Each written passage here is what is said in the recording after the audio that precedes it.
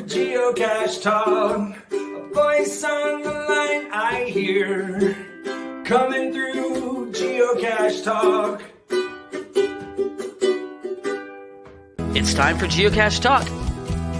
Whether you are at work, in the car, or wherever you are, we hope you enjoy this show about the great sport of geocaching. If you're watching live on YouTube, you can be part of the adventure tonight in the chat room and participate with others as they watch the show. If you are listening later, please give it a like and subscribe on your favorite podcasting app so that you can get all of the weekly Geocache Talk goodness. Oh my goodness. It's a full house. The whole family is here, minus Charles. He'll be along here. And minus Jeff. The chair's empty. Oh, yeah, Jeff's not here. Oh, there he is. There we go. Magic. Nowhere. A Christmas miracle. That was funny. All right. Did he do that? Great Scott. Great Scott. Big thanks to the Travel Bugs for the opening and our patrons. Stay with me because it's end of year for us. So deep breath. Here we go. Demon Hunter 2, Electric Water Boy. Huh. How about that? Aggie Jedi Master, Antaeus, Joshua, the geocaching vlogger, Nick at Cashley, One Kind Word, Butterfly Girl, Loon Trackers, the Aussie Geocacher, Sodak Zach, the Deadliest Cachers, Terrell 2, Neil Moore.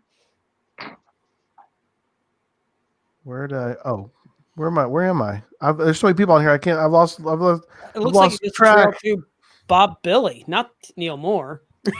Terrell 2, Bob Billy, the Redneck Geocacher, Team D&D, Peachy 1276, the No Code Geocachers, Marsipanic, Bricker John, Firesafe, FS Sabero, Geo Rick, Cash Addict Mel, Sir Drumalot, Janice, Tricashius, Tom Fran Heltonen, Rugels, EJK, PBR, Albedo 0.39, Purple Turtles 3, ACDC Family, None of It Tidy, Josh Boggs, Carrot Killer, Korsgat, Geocaching with Lampay, Dave and Karen of Cache Canada, Team Tailwagger, Black Chrome, Super Nate, The Twonky, Burnt Turtle, Acme Wild Cachers, P0001, 80K Sarah, Eastern Girls, Billy Robson, Fox and the Hound, TX Wolf Totem, K-Blast, Burns Fire, Hockey Zombie, A. Holly S, Geo D. Andrew, Direwolf 821, Deuteronomy 31:8, Sasquatch Lover, Anhe Adaman, Emily Renee. Hey, Emily Renee, how about that? I know her. Scott Mom 5 and Spire Crew, Scrabble Hound, Jinxer 05, I know a lot of these people. Floats Your Goat, Just Be, Banker 6 Clan. I think I know them. Little Black Dog, know her. Irish Allen, R Cool and PJ Cool 711, CJ Hove, Little Lady Black Cat. Little Black Dog's a guy. Lady Black Cat's a girl. RAR 285, Chihuahua Jill, R&M Cashers, Kyle Running, DE Cryptoman, Julie D, Holo Yossi, The Mad Finn, Simmels 123, Chaos in Motion, Cash the Line, kind of know that dude.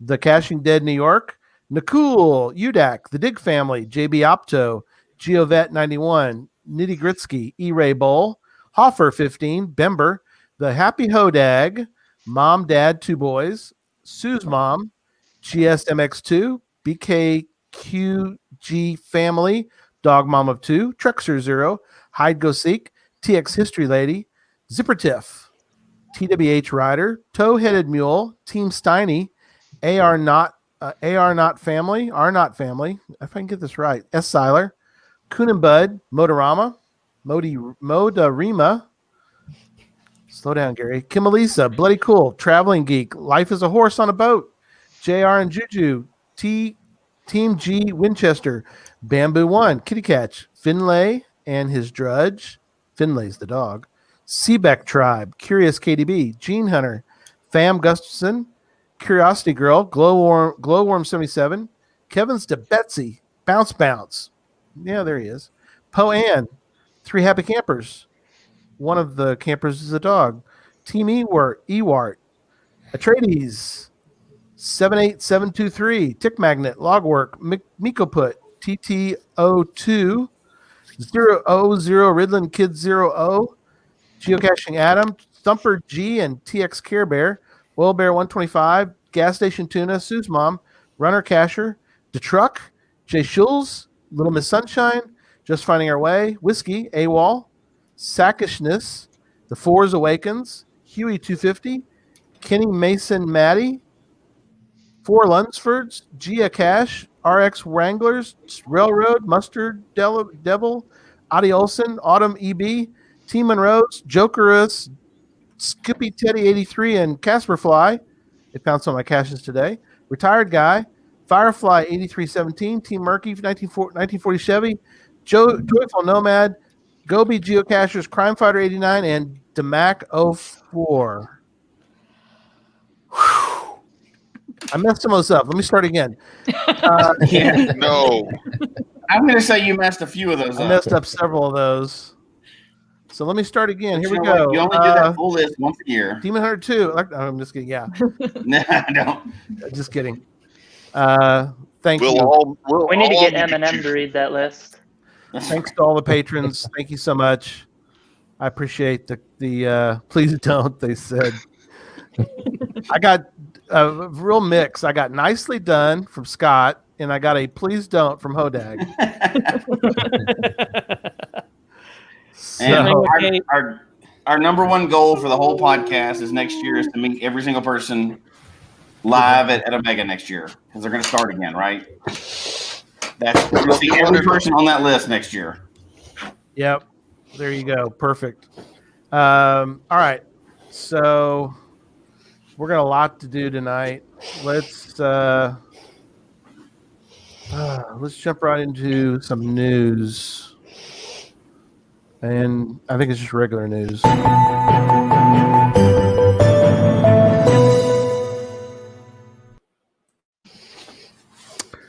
So, quickly, Ride in the Rain is back in time for Christmas, and the code is working again. The promo code is Geocache. Somebody tried it the other day, and they're like, hey, it's not working. So I reached out, and they're like, dang it, I forgot to tell the web guys to put that out there. So anyway, it has been fixed and back up. And so you can get 30% off your order from Ride in the Rain, RITR.com. Maybe Ride in the Rain all put together too. I don't know, but I always go to RITR.com for 30% off your order. Right in the Rain. Good stuff. You can get these I love these. These are my favorite. Y'all like these? Yeah, those are pretty good. Yeah. Those are pretty good. Those are good books to use for logs. I have a shelf full of those logs. Well, and I have a ream of Ride and Rain paper that I print on. Those are kind of cool too. Because I have like 400 forms, and That's I make idea. my own fan logs and put them in there. Perfect. Yeah, I use those and I cut it to whatever size I need. Mm-hmm. Yeah, that's awesome. Yeah. It does work, by the way. RideInTheRain.com, RITR.com, or put it all together. And what do you got? Bippity boppity boo. They all work. So this one works, and then this one works, and that one works. Or RITR, that one works as well. So there you go. 30% off your order. You can't beat that. That's pretty good stuff. Mm-hmm. All right. The new shop. Pardon me. The new shop is up. Very excited. We're very excited to announce that the new shop is up and running, and couldn't be happier. In fact, let me bring up the new shop, and we'll kind of talk about it for a moment, if that's okay with everybody. Because it's the way exciting. You can get to the shop is you can actually go to the geocachetalk.com, and up at the top it says store. Click on store, and it'll take you right to the new shop. So I will share my screen real quick. And so, Chad, I don't know if you want to tell everybody if you want to talk a little bit about what's available currently, and there's things to come, but what do we currently have available? Yeah, so currently we have available the T-shirts from each show, except for Puzzle Talk. You'll see that up soon. And then we have package deals down here that Gary's scrolling down to. That will actually have the coin and decal as a package deal on there for $45. And you can select either a black shirt or a gray shirt from either one of them. If you want a V-neck, make sure you put, there's a comments or notes when you order it. Make sure you put in there you want a V-neck. Cool. But yeah. And then fairly soon you'll be able to buy just the individual coins there as well. Yeah, the coins will be available there as well. The coins are, I think I got every coin. I can grab every coin real quick. I got them here. You got them? Yep. Which one do you want to see first? Whatever you want to show.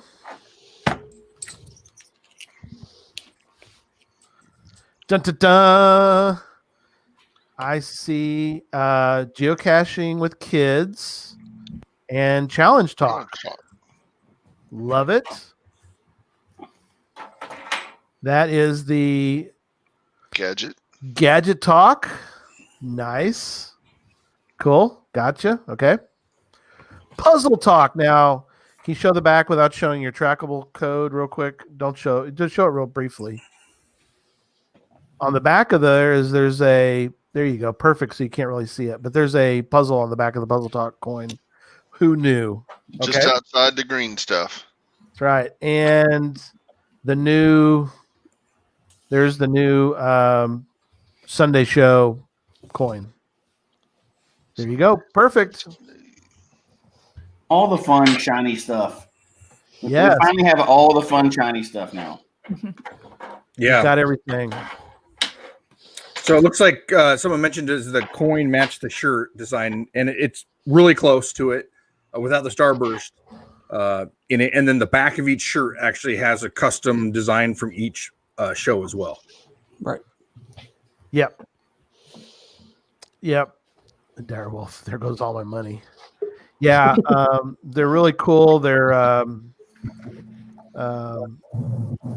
well, speaking of, let's bring him in. There we go. All right. Now we got the whole team here. Look at that. Oh, Lord have mercy. Now we are the Brady Bunch now. Brady Bunch. I gotta see if I can rearrange everybody properly. No, you got the maid in the middle. Don't worry. That's right. They're semi out of order, but that's okay. Close enough. Here we can do it like this. There you go. So now Charles, there he goes, looking down. The teams are sorted together, kind of. All right. Well, Zach's the lone wolf over here. He's part of the Sunday show. He's part of our group up at the top here, so we're okay. We get 3 of us. So for those audio listeners, we're just messing with the 9 of us that are in the show at once. I can goose him. Yeah, you can. You can poke him. Yeah, it's very rare that we get everybody on at one time, and it usually means chaos. But you know what? Every once in a while, we should do it. Wait, here we go. Oh no! Why couldn't Helen Keller find the ape cache? Why is that? It wasn't published yet. Go ahead. And what's the answer? And the answer is she wasn't alive when Geocache. There you go. Okay. There you go. He scored. That's well, why you knew the Puzzle Talk guy was going to get it. That's right. Oh my! That's cheating. They do puzzles for a living. But not shirts. The holders I think are going to be up to Hey, Gary, Chad, right? sweating there. There's more coming to the store, right, Chad? Yes, they are. So they'll be available soon. There are some items and the store is going to grow, but we wanted to get the show on the road, as it were, get the store on the road. So, Lost Fox, good to see you. Hope everything is good in Monday. So good to hear about that. Merry Christmas to everybody. Good to see everyone tonight in the chat room. So we got a lot to cover. We're going to go over several things. Let's kind of go through and talk about Worldwide CacheCon, since that just dropped. a short time ago, and I think Do you want to hit that now, or when we do a look forward? You want to keep it for a look forward? I think that's probably smart. You're already trying to skip 2020. It's almost over. We don't have to forget about it yet. It is new. It's in the news, but I guess we'll skip that. Yeah, I mean we're all glad 2020 is almost over. But that's very true. A couple more days for it. Yeah, and then just a quick note as far as Sunday shows, Jesse and I will not be back on until January 10th. That's forever from now. No Sunday shows till January 10th. But we do have a show coming up in 2 days. We're going to do, everybody will be back, hopefully. The network will be back. And we're going to talk about the schedule for Worldwide CacheCon. So if the network folks are available, we'll be back. If not, you don't have to. Not a mandatory meeting. But we are going to do the promo video. It can be. I shared it a few times. UDAC, I could. It's actually I have it on the Geocache Talk YouTube channel as an unlisted. I can make it go live later. Yeah, the promo video or the announcement was promo. The promo video. Oh yeah, we could put the promo video out. Yeah, absolutely for everybody. Yeah, the announcement's out there, obviously. But yeah, all right. It's on the website. Yeah, it's on the website too. But yeah, you could link people to it, I guess, that way.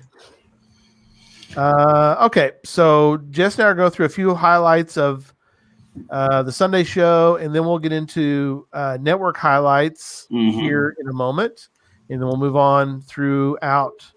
So, Jesse, what are some of the we put several in there? What are some standout items that you want to make? One of the ones you put in there, and I think it's a good way to kind of sum up 2020. It's awesome stuff that almost happened. We did a show early on. It was March, so the world was still good at the beginning of March. We did this show, 38. We had no idea at that time that the world was going to change. That show was the Mingo Madness show. And as everybody knows, Mingo Madness is rescheduled for 2021. But, hopefully nobody can predict what's going to happen in the future. So we're all fingers crossed that everything will still happen next year, but we're not going to jinx that. But Mingo that was going to happen was a huge thing for everybody and for the show. 20th anniversary. Ryan and the whole team did a huge event planned, which I'm not going to say everything because some of the stuff's still going to happen, but cool swag, fun events, concerts, contests. I believe there's going to be a world record that was going to be broken there. Yeah. Which will still happen again. So, yep. That hasn't leaked out yet. So it'll happen whenever Mingo happens. There's going to be a world record there broken. And that'll be by this team mainly. So that should be fun. Yeah. Like everything else, it'll either be awesome or a spectacular failure. So it doesn't matter which one. Either way, it'll be fun. But Mingo was huge, and it led into something else that, it's not a secret anymore, but it was an awesome thing that was supposed to happen.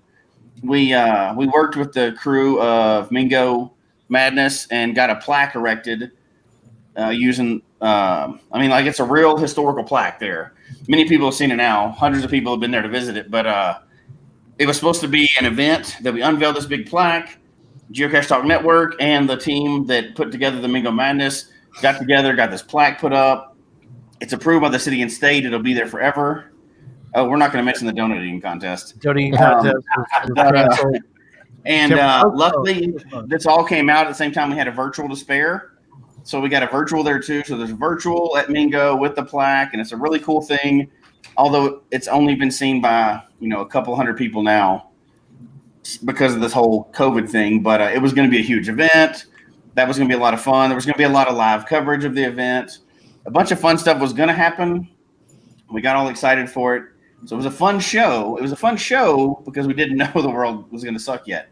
So that was one of my favorite ones because we were really excited. We did a lot of work helping that team out. A lot of things were planned for it, but hopefully it's all still going to happen. We really hope it's still going to happen this year.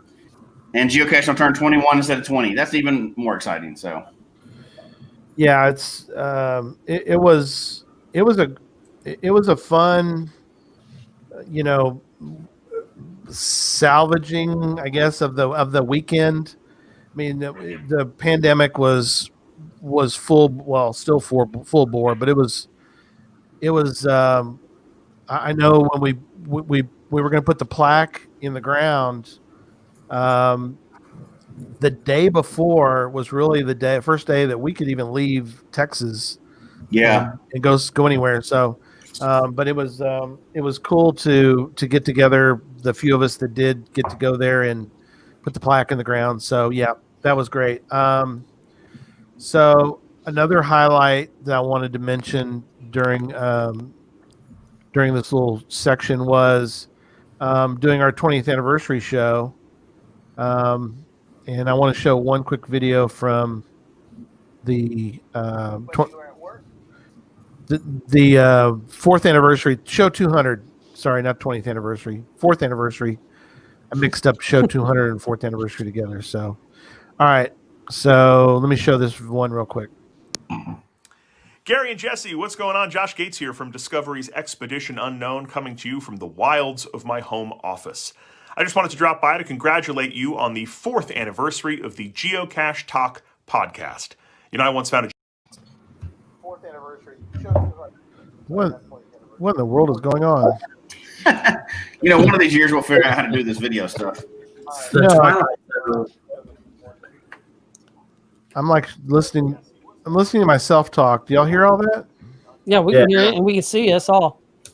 Yeah. What is going on? Did I we hear exceed myself the talking. limit? Huh? Did we exceed the limit of people here when you can play a video? I guess. No, Stop, I can Zach, try it for a on minute. this side. No, I can play it. I just was listening to it. Okay, everybody, put your paddles down. I'm going to throw those paddles away, please. Thank you. Hey, Dad's you gonna started use it. the You said paddle the on you. paddles out. Dad's gonna use the paddle on you.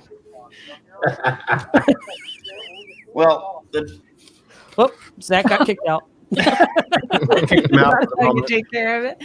Zach's in timeout. I don't know. I guess we did. You got to hit the.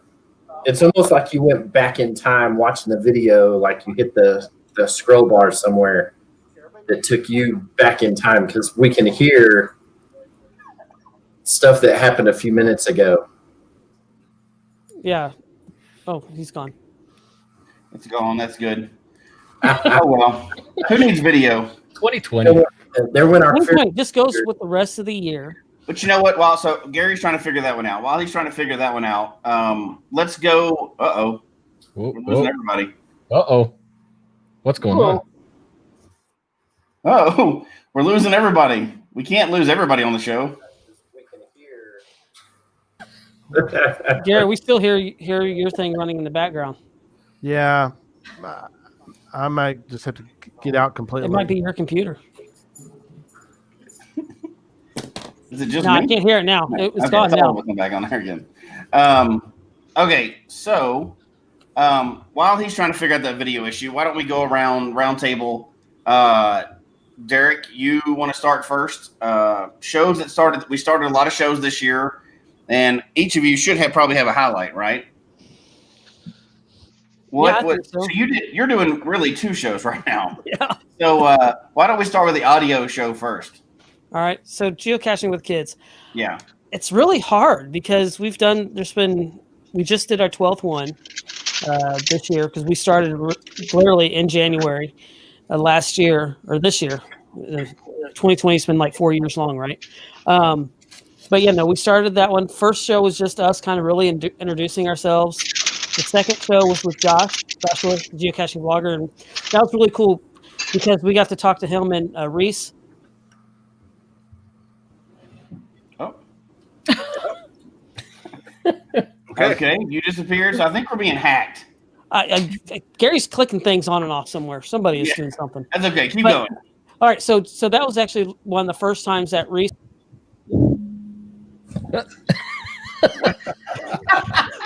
Hey, we're doing a show about 2020. Would you expect anything different than this? No, not at all. So, okay, I'm scared to say anything because every time I say the word Greece, I get kicked out off of this podcast. But every time, so this was the first time that Reese had really ever been really featured on a podcast. So that was really cool. I think the best part of geocaching with kids is that I get us as a family are getting to do the podcast at some point in the show. So us starting it up at the beginning and closing it out as a family and just kind of everybody getting to know us outside of from behind the cache and the Nano Kids. So it's just. I think we're going to fix this. We're going to need to leave everybody but Jesse leave for a moment, please, completely. All right. See if we can get this fixed. I think the best part of geocaching with kids is that I get I think I'm being pranked. I think that's what we're doing now. We're just pranking me. Everybody stay off and like disconnect. Starting it up at the beginning and closing it out as a family, just kind of everybody getting to know us. That is hilarious. Of course, on a 2020 show, this would happen. I think we're going to fix this. No, I want to kick. I can hear you. From like 2 minutes ago. Yeah, I need everybody to be kicked. Everybody did. Everybody left and just came back. No, everybody's trying to come back. I need everybody to leave and like come back in 5 minutes or something. So. Oh my gosh, what a mess. All right. Tell us all at the same time, though. All right, everybody come back in 5 minutes. That is hilarious. Of course, on a 2020 show, this would happen. I can't kick. I didn't try. Yeah, exactly. So that's so weird. This is a fun way to end 2020. Everybody did. Everybody left. No, everybody's trying to come back. I need everybody to leave and like come back in 5 minutes or something. That is the weirdest thing I've ever heard. We have 2 versions of the video playing at the same time. Everybody's out and back in, but it's gone now. Now, as soon as everybody comes back, we'll see if it still shows up. All right. We have Charles back. We added Charles in. There's no extraneous noise. Well, okay, Charles, let's just go to you. What's your favorite? So you got to talk. You got to start Puzzle Talk this year. Let's see if this, if this breaks the third wall or whatever they say. Also, yeah, I think it's Gary. Well, Gary left, so if it shows back up, we'll know. We'll bring everybody back in. You got Tom back. Yep. Jeff, we got everybody back. Okay. Well, I guess, Charles, we can let Derek finish and see if he can finish his story. All right. So where was I? Okay. So just us getting together as a family and doing the podcast, I think has really been the most fun. Just kind of the kids getting to be part of it. Okay. So as soon as Bounce came in, it hit it. It's happening again. Yep. Okay. It's gone now, I guess. But yeah, I think just like I said, just as us as a family getting to do it has been the best part of this. Been the biggest highlight. We've talked to a lot of different people, from Hoosier Cachers to Sir Drumalot to Komokino and the Kid. It's been a lot of fun just hearing all the funny stories of how us as adults of going caching with kids have screwed up. And the experiences is like, wow, that's not going to happen. I mean, I said that you can, and on the back of the Geocaching with Kids t-shirt, it says you can plan the outing, but you can't plan the adventure. And that is the best thing. Cause also on the front of the shirt has our logo, that's on our coin, but on the back, and this is exactly, so we're all happy on the front of the shirt. And then on the back of it, the kid is running with the cache and everybody in the family's chasing them with the cache. So that's just really, you never know what's going to happen when you go out caching with kids. It's like TV shows with kids and dogs. So you never know what's going to happen. Oh yeah. Yeah. So that's just, but yeah, that's just. Yeah, you've done great on that show too. And it's anybody that's ever cached with kids can immediately relate to it. You have one plan in mind, and it may not end anywhere close to that. So it never does. It never does. I mean, we've had fun. I mean, as a family, we don't go caching. It's because with everything going on right now, we haven't been really gone to cache a lot, but we go caching at least once or twice a month together. And we've got before everything shut down, we had a great event that we did here. And I will never forget Curtis running off for a cache, and he trips and went face first into a mud pile. And just went he kicked the back of his head with his feet, and he went up straight up. And with Curtis being autistic, he about went into a complete meltdown. But the way we got him to get out of it is like, hey, you know what? You got an awesome story. Now we get to go to the end of the final event, and you get you look like you've been in mud wrestling, and you got this awesome story that you can tell that what happened with you when you were out geocaching. So that got him past everything, and he was really cool about it. He started laughing about it, but it was just getting past that whole point. But it's just been fun. Love it. You see, Zach declared this a 5-5 podcast over the difficulty, the technical difficulties. 5-5, where'd we go? I love it. Okay. Well, we can keep going around the table. Charles, do you want to go? Yeah, sure. You might even let your partner talk too. Who knows? Oh, well, Scott, no, we did not get that one on video. I'm sorry. I wish we did. Let's see. We started Puzzle Talk this year, and that's been just a giant ball of fun. Do you remember the date off the top of your head? Your birthday of Puzzle Talk, June 16th. Yeah. So what? That's we've been doing it 6 months 6 months now. Yeah. Oh, yeah, that's crazy. It's been awesome. We've done some really cool shows. We've highlighted a bunch of really cool caches and puzzle cache owners, and have given tools to people who have helped them solve puzzles that they've had on their list for forever. It has helped them create new puzzle caches. Shoot, I've got ideas for puzzle caches, and I've got a bunch of puzzle caches started that haven't been published yet, and so we've gone over some really cool historical stuff that's happened in relationship to puzzles and puzzle caching, and it's been a really cool experience. I don't know about everybody else that's here on the podcast, but I think maybe me, Tom, and Gary are probably the only cachers in the panel that have been to a mega event this year since January. Not me. Yep. So we were lucky enough to hit Texas Challenge, which is every year in March, and it was right at the time that the toilet paper shortage was going on.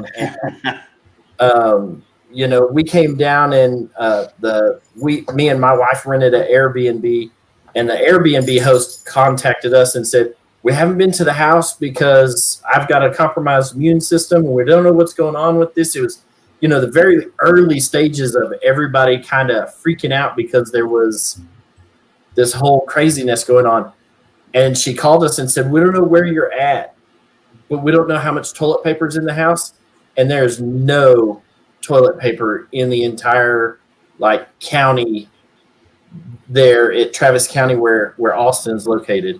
So he was like, if you will please pick up some toilet paper and bring it with you, we will then refund you some money on your Airbnb rental.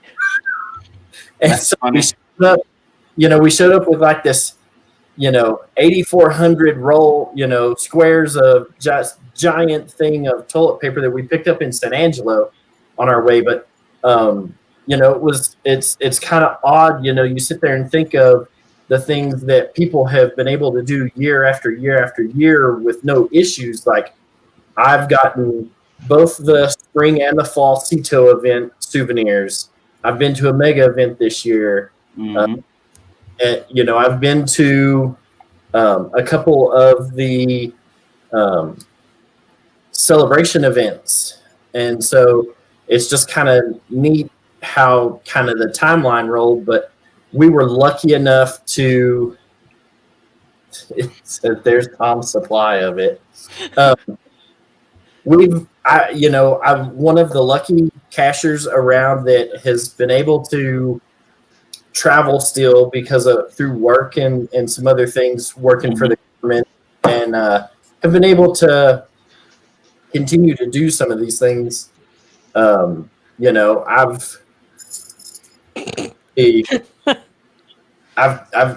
cashed in over a dozen states this year, and so I've been able to travel and stuff. And coronavirus, thankfully for me personally, hasn't really slowed my caching down this year. I still got to go out and see different states.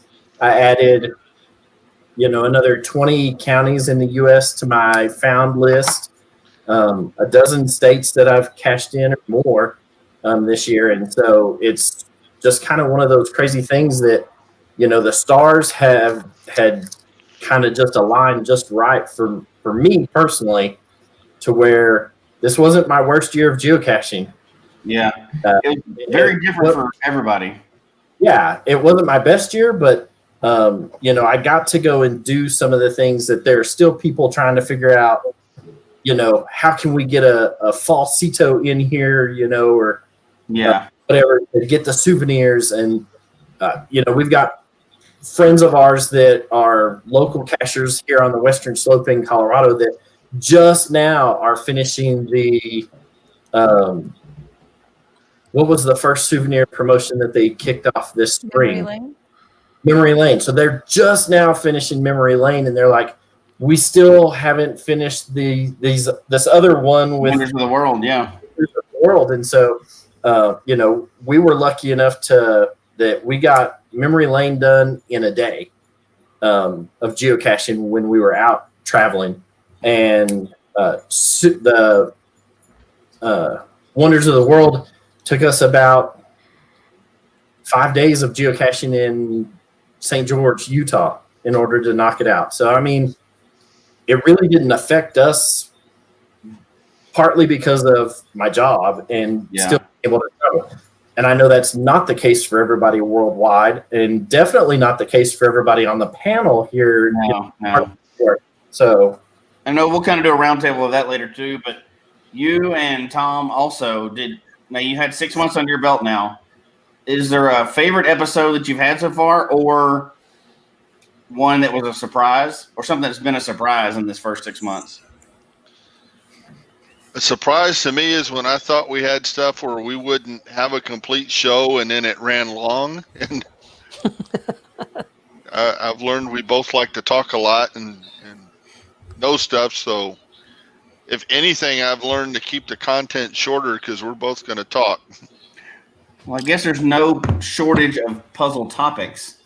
And, you never know what people are really going to be interested in. Once you get it kicked off, you're going to see, what people really want to hear more about.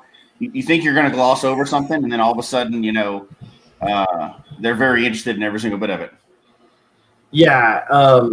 We had a good turnout for this last show for the Zodiac 40 Cipher. Mm-hmm. And that thing turned into, I didn't know I'd kind of looked at some of the Zodiac stuff. We looked at it in history in high school growing up and stuff, but I hadn't really looked in depth into a lot of it. There's a lot of just crazy information out there about the Zodiac and the information that goes back around for him.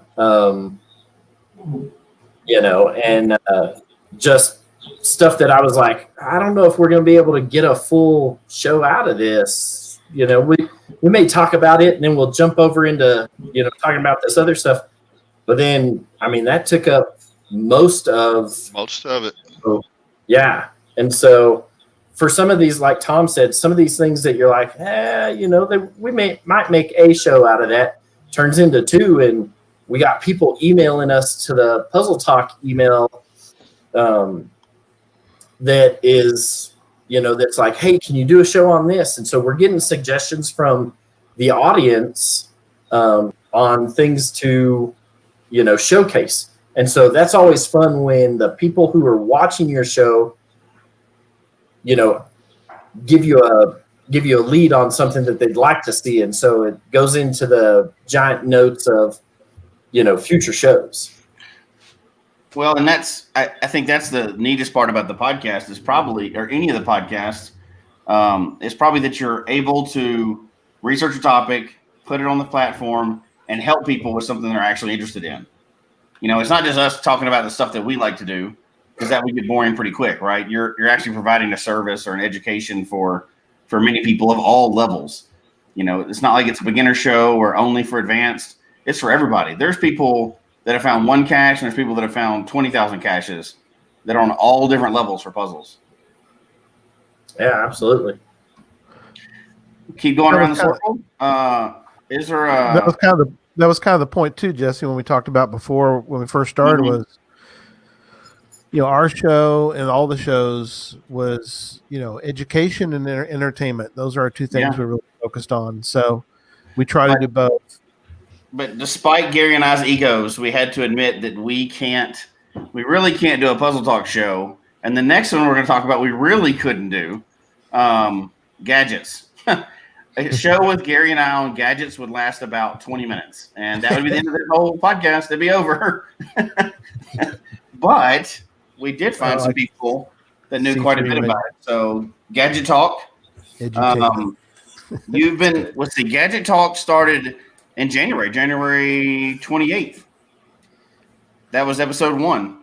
What any highlights from the year for you guys, or lowlights, something that did not go well? Because 2020, what goes well? Or just any surprises for the year? Highlights, any thoughts in general? Y'all done a full 12 months now. Multicolored lights. Lots of them. I'll have to say, one of the learning points for me is trying to build a gadget live. Things go wrong. You have issues sometimes. Sovereign. And several different things. And so anyways, having to deal with that, but whatever, the show goes on. We've lived through that. So, learning, or, as we're going through this, and every month we're doing a build show, and then we're doing also every month now an interview or some kind of another show besides a build show. So trying to figure out caches that we can build in an hour and things that other people can build. So the whole point of the Gadget Cache show was to teach, cachers without any kind of skills, how to build a gadget cache and how simple it could be. And so trying to come up with those caches that are easy enough for cachers to build is tough. And then we get requests, for, we want Arduino stuff. We want, some focus on that. And then we want some basic stuff because people don't want to program or buy Arduinos or anything like that. So kind of jumping back and forth on that. So it's been a challenge, but it's been fun. I think we've done pretty good so far. Yeah, it's been a lot of fun. Yeah. Really enjoyed it. As a favorite show that we've done, it would be probably between, I've really liked having the guests on. Is really seeing what they're doing, from Rumba who's in the chat room, to Tricasius, those guys, having them in, Dave, because I know I've learned so much from Dave Wagner on a lot of these caches of doing Arduinos and everything. It's been a lot of fun. Just seeing what Chad's building.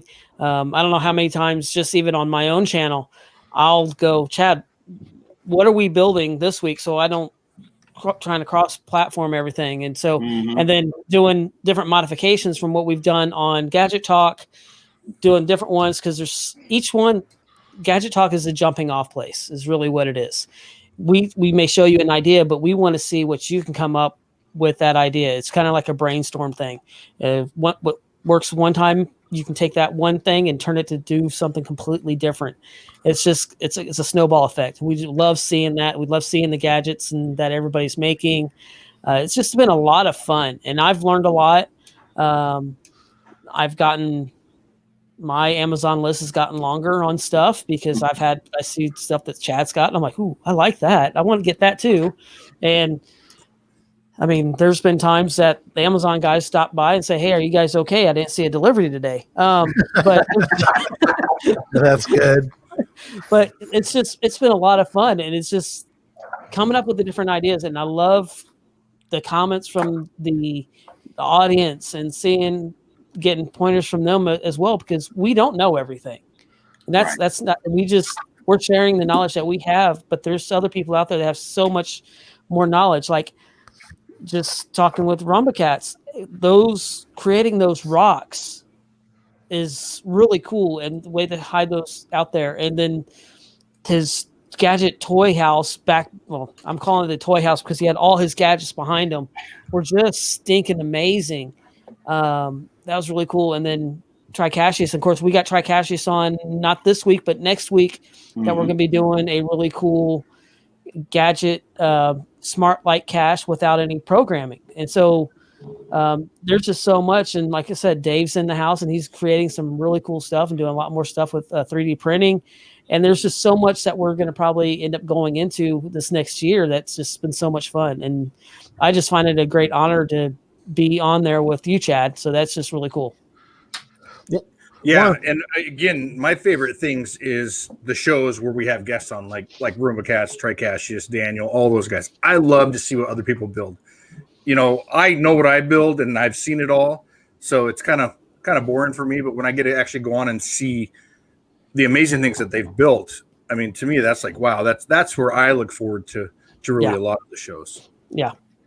One of the things real quick about as we're talking about each show, thank you guys for keeping the show going.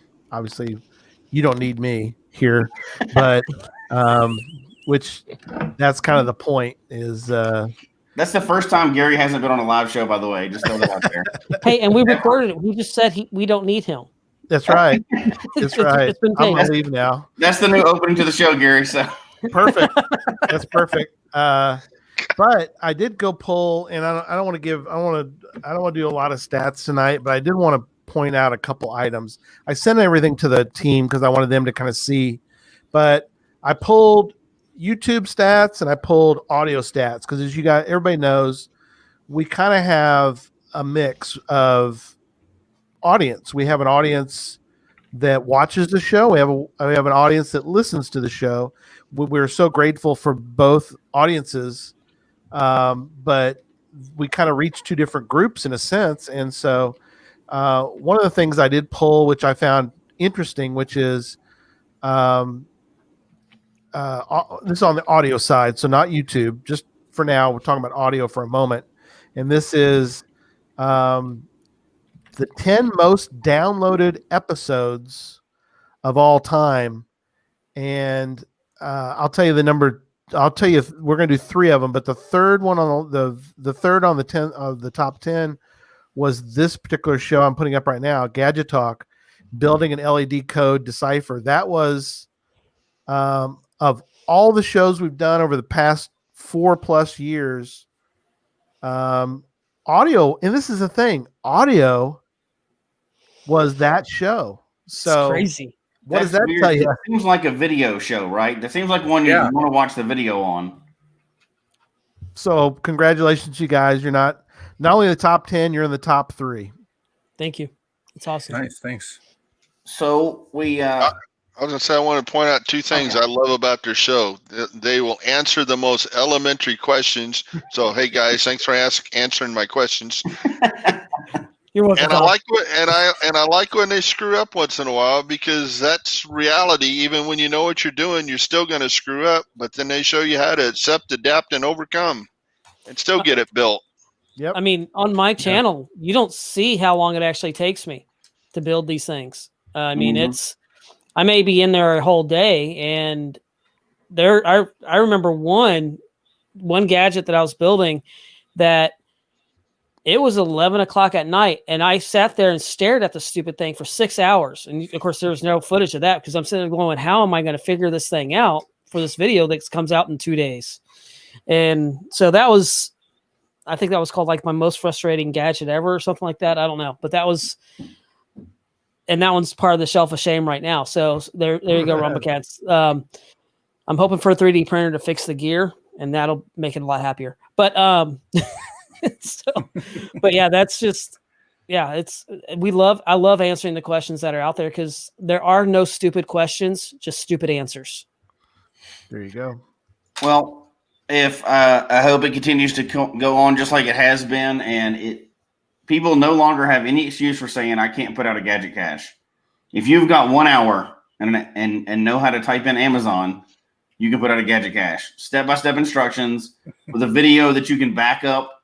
And I did one of them with my daughter. One of the very first ones I did it with my daughter live. It worked. And I don't do gadget caches really. So it absolutely works. Nobody can say that they can't do gadget caches. But because we're flying through this really quickly, I want to make sure we get the challenge talk. Challenges are one of my favorite things ever. And this year we actually got to have a challenge talk show. So for the challenge talk people, do you know your birthday? Yes. 6 July months 2nd. ago. July 2nd. That is correct. Yes. Good job. That's a weird thing that Gary researched, and I'm glad he didn't ask me any of the dates because I wouldn't know any of them. But so y'all have y'all pulled in the second half of this year here.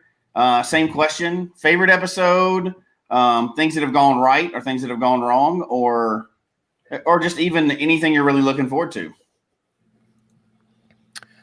Personally, my favorite show I think was when we launched the Wheel of Challenges. That was like I hope this works kind of setup, and it's working out nicely. It was an interesting idea, kind of a concept that is playing out well. But yeah, I kind of felt that it would be fun to make the actual podcast itself kind of not a competition, a challenge. Right. So getting people to attempt to complete challenges each month with rewards is a nice bonus, a nice benefit. And yeah, the Wheel of Challenges is just a fun little twist. How about you, Emily? Favorite episode. I love that we got to have Fizzy Magic on, and to hear that it was his first interview. Like, wow, he appreciated it, and we appreciated him. So that was great to hear. Show people that this is a person that Fizzy Challenge was named after. So that was great. And what I love is a combination of our audience and the challenges we hear about. I'm so thankful to be a part of this network and to be a part of Challenge Talk and to make a podcast from scratch. That takes time. And I got to come into something with a built-in audience, and everyone's so wonderful. And I love the live chat and the interaction and the folks who are excited to tell us about what they're up to. And on that note, I get to hear so many interesting ways people are geocaching because they're aiming to accomplish a challenge. And there's so much creativity in what has been built as a challenge cache. And when people send us their achievements in, we get to hear about that from all over the world. So I love that. Very cool. So we've had 2 comments, and I got to bring them up. Somebody said their favorite highlight, Emily, for you was seeing your family behind you on the first episode, which we all love. Yes, proud dad and all the family running past, taking photos, baby, doing their laundry. Yes, I remember that well. I was completely aware of everything happening behind me, but the show must go on. The things that happen with live shows. That's right. Well, Jeff, you actually answered the other one, but the wheel of the challenge wheel. So you answered that in the chat. Do you want to give that out here for the audio listeners that won't have the chat? Yeah, for sure. The Wheel of Challenges is basically like a Wheel of Fortune sort of thing. Like you spin it, and it's kind of a live call-in show. So anybody who's listening live who answers a skill testing question, the first person is able to have their profile tested against a random challenge from the wheel. So we spin the wheel, and whatever difficulty it stops on, that's the challenge that's tested. And if you win, then you get a prize. So it's a kind of a pseudo call-in game. It's very neat, and the graphics are really neat for it. And when you showed me the first time, I was like, "Oh yeah, this should work great." That was way over my head for graphics. It actually came together. Yeah, it came together a lot better than I thought it would. It was just kind of whipped together in HTML and some CSS and scripting. And it's working great. It works nicely as a browser page that can be streamed to the stream. So It And works great. thank And it goodness looks for really just good. skills. Yeah. That's all I have to say. So we have one more person on the show that really has been kind of silent for this year. He got to join us for Podcast to Hope, but he's had so much personal stuff going on. He's been caching still, but he hadn't really been our man at the cache anymore. But Zach, we'd still like to hear from you. Yeah, I guess what would you like to hear about? So you had major life events this year, and you've still been able to cache, and hopefully for the future, you still plan on being our man at the cache. You just hadn't had a chance to do it lately, right? Mm-hmm. So Yeah, did he lock up? Kind of ready to go again. And what's that? You locked up there for a second, right at the. You've been waiting patiently, and then you locked up. Your video locked up there for a second. Okay, go ahead. Sorry. Of course, it's been going smoothly.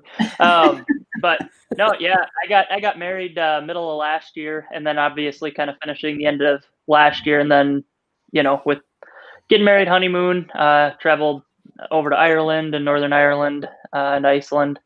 Had a blast there. Never stopped caching. This year, obviously the caching's way down because I found a lot of the stuff in my own area.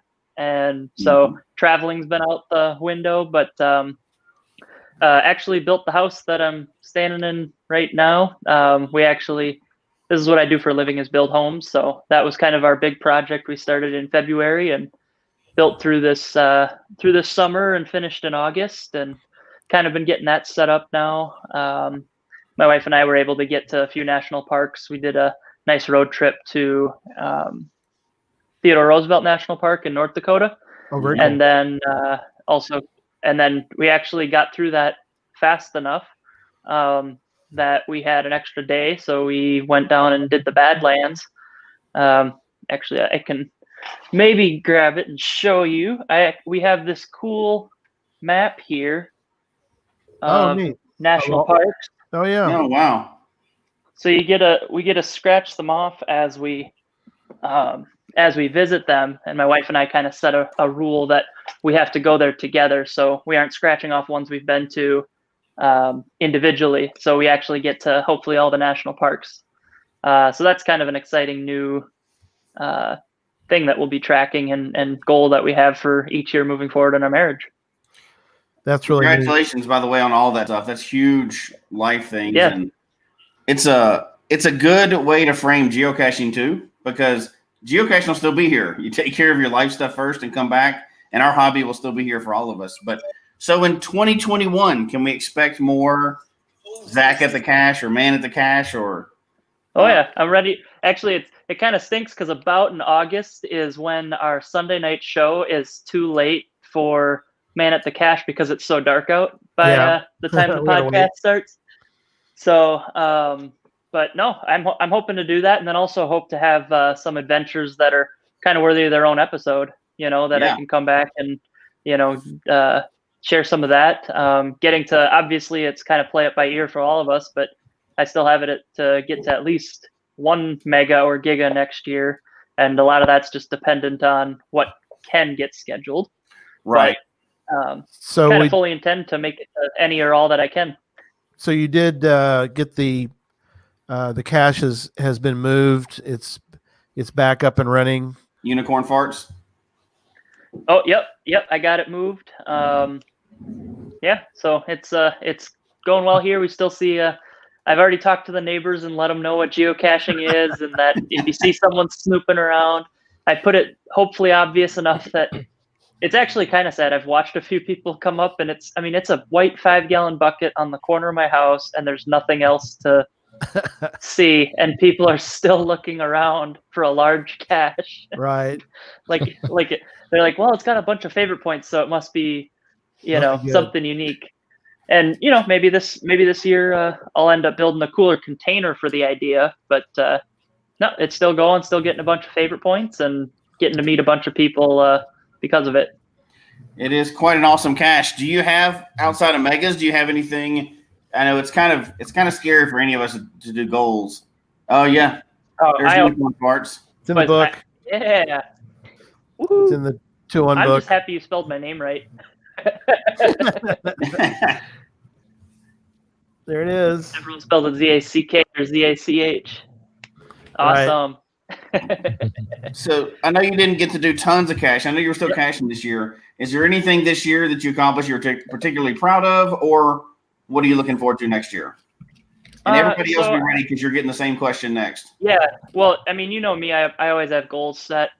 This year, it ended up kind of just play it by ear, and a lot of plans were deflated, and that kind of stunk a bit. But that's 2020 for you. But I still should finish. My hope is to finish. I always like to try to finish with a year with a interesting number for my cache page. Like either right on 1,000 or 100.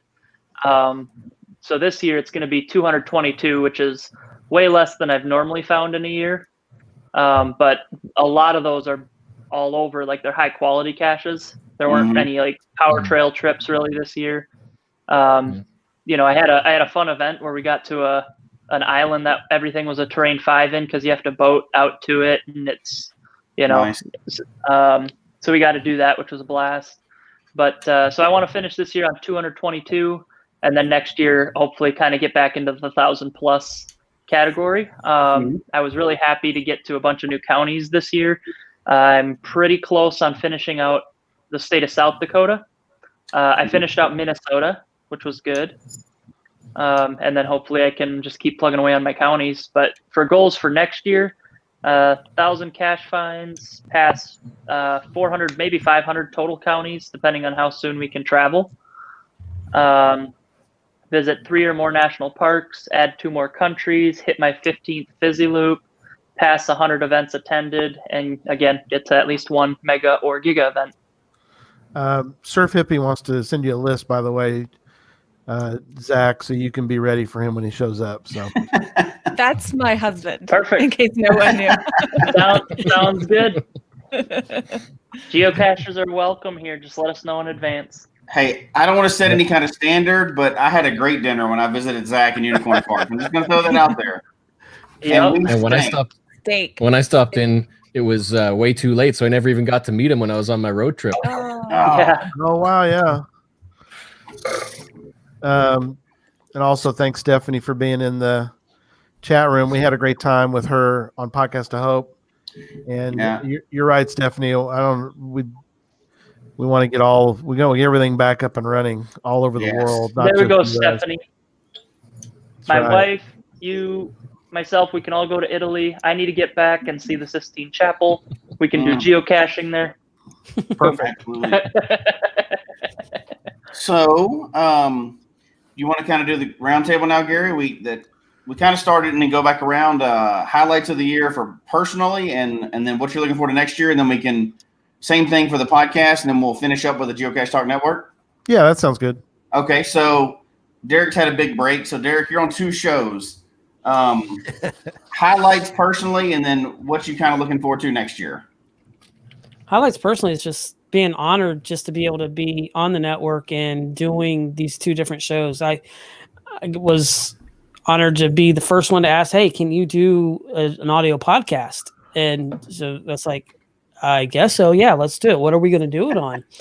And it was like, you're just throwing out ideas. I'm like, well, I think it actually started off as kind of a joke. Like what, geocaching with kids?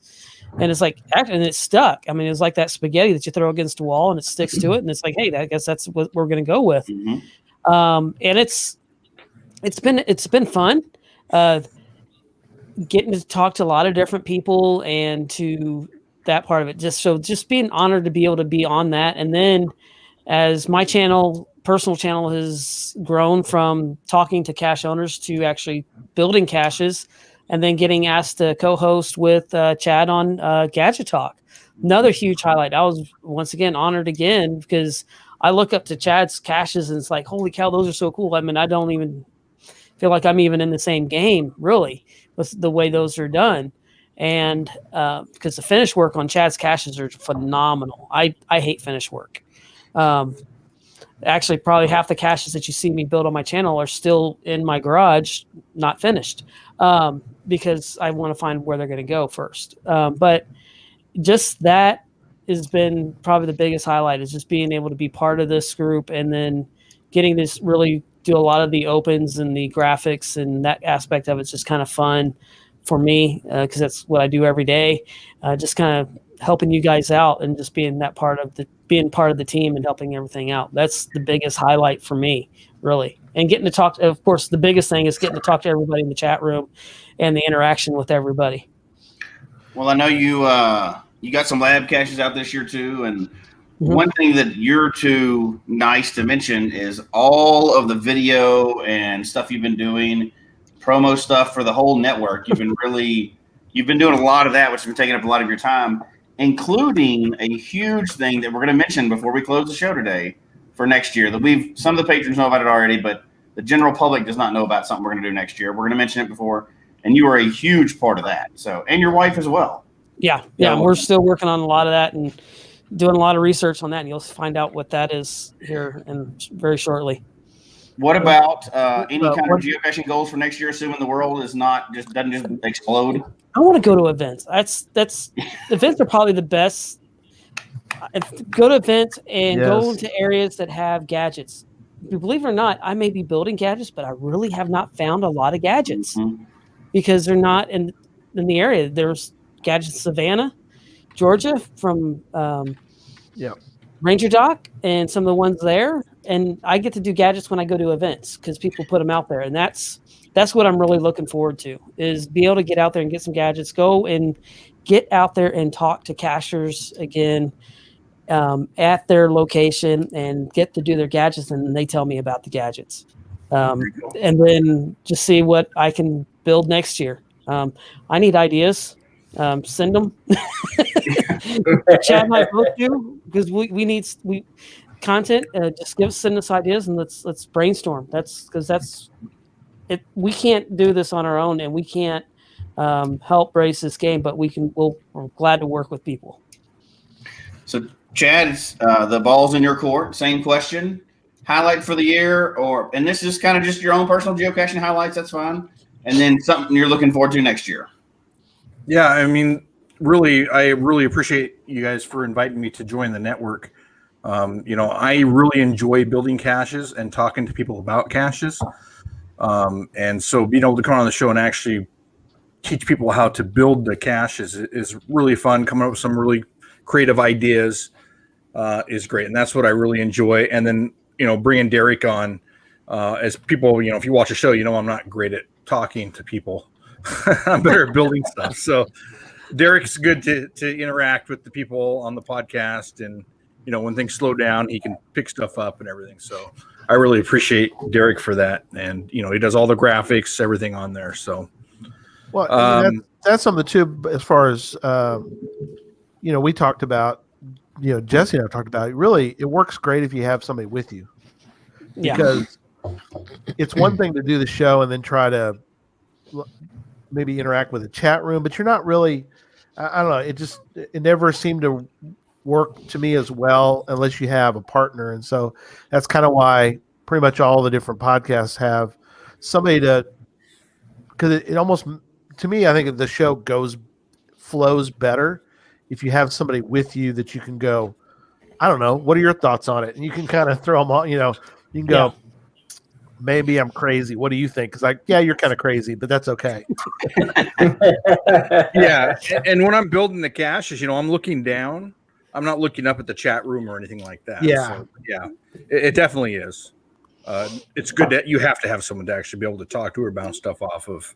Yeah, you do. It's really boring when a single person is talking all the time. Yeah.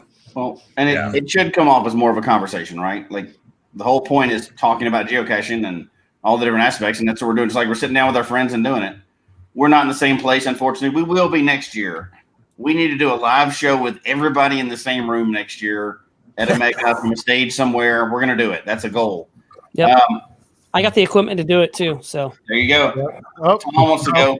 I want to go next because part of what I'm going to say is going to bounce off what Jesse just said. So I'll go over about past year. So the past year, my two big things were I put out my first two Earth caches. I've got a third one in the queue. We'll see if it makes it before the end of the year. But if it doesn't, my goal is to get that third one out there. I put my first adventure lab out. Yeah, it's about 5 hours from the house, but I put it in a place where there wasn't a lot of them because around my area there's quite a few. So my goals for this next year, like I say, get the third Earth cache if I don't get that done. Finish the Lorem Challenge in Texas. You would have thought I would have done that when I did the Texas counties, but Doesn't fit necessarily. when I checked it, I had 3 to go. Well, when I put out that Adventure Lab, that took care of one of them, so I still got 2 to go. Win the Texas Winter Games. Ooh, Oh, that's And I'm working hard at that. I am so looking forward to Geo Woodstock in Canada and the celebration event. And then Mingo, where we can all get together because most of us will be there. And maybe I got this for Ryan, but maybe we can all share this. Oh, come on, Light. Work right. oh, is it your If you Mingo? can get the name of it. Mr. Mingo. Mr. Mingo. Yeah, we cracked. It's a big bottle, so we can all share it. We cracked that bottle open. I love That'd it. be cool to sit around with everybody. Absolutely. I love it. All right. Bounce it up to Charles. Oh man! So earlier in the year, I completed the Idaho County Challenge. The goal this year was to finish Washington and Oregon as well during the whole celebration Geo Woodstock week of madness that was going to happen in the Pacific Northwest. So Washington State and Oregon are still on the list for hopefully this next year. I got a good chunk of New Mexico done. I was awarded an Adventure Lab and got it put out. Cool.